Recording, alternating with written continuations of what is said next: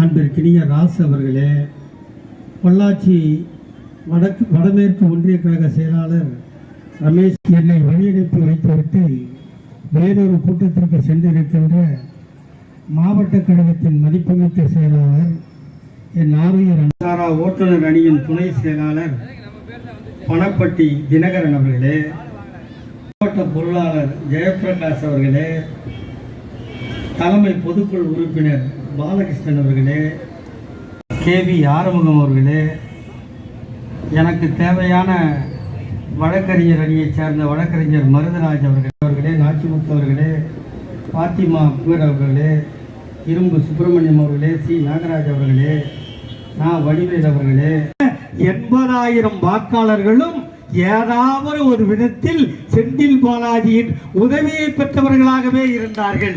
அதுதான் வேடிக்கை. பள்ளிக்கு சீட்டு கொடுத்து ஒவ்வொரு வீட்டிலும் அவர்கள் பிள்ளைகளாக வாழுகின்ற ஒருவனை போய் சிறையில் அடைத்திருக்கிறீர்களே, என்ன பாவம் செய்தான்? இந்த இயக்கத்தை வாழ வைத்ததை தவிர வேறு எதுவும் செய்யவில்லை. ஆனால் ஒன்று சொல்கிறேன், அவன் ஒரு சிங்கம். எப்படி விழுந்தானோ அதை விட வேகமாக எழுந்து வந்து எதை திறந்தாலும் எதை தட்டினாலும்